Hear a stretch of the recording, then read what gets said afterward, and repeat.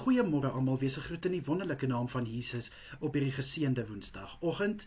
En dis vir my so lekker om aan te gaan met die reeks wat ek hierdie week bring oor wie kan God gebruik. Nou wil ek graag vandag staan by die soorte mense wat God kan gebruik, en dit is die ouer gades.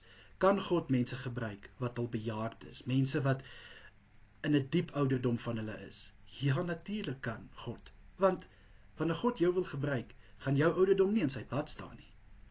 En daar's menigte voorbeelde van hierdie in die Bybel. Ek meen Noag. Noag was rondom by 500 jaar oud, toe God hom gebruik het om 'n ark te bou. Moses was 80 jaar oud, toe hy die volk uit Egipte gelei het. Abraham was 100 jaar oud, toe hy eers 'n seun gekry het by Sara.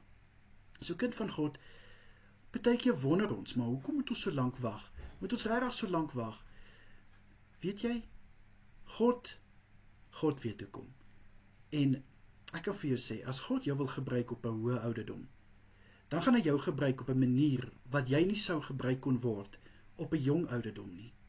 En dit is juis hoekom God dit so beplan, om jou te gebruik, sodat jy, ten spyte van jou hoë ouderdom, nog steeds 'n verskil in iemand se lewe kan maak, nog steeds daai mense kan aanraak, ten spyte van 'n hoë ouderdom. So kind van God, ek wil vir jou vandag aanmoedig.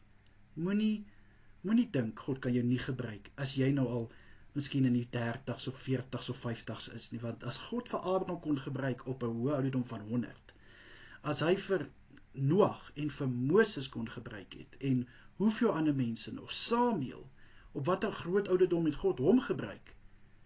So, my boetie en sissa, ek wil hierdie vandag by jou los, dat moenie dink jy kan nie gebruik word as gevolg van jou ouderdom nie, want wanneer God jou wil gebruik, gaan hy vir jou gebruik.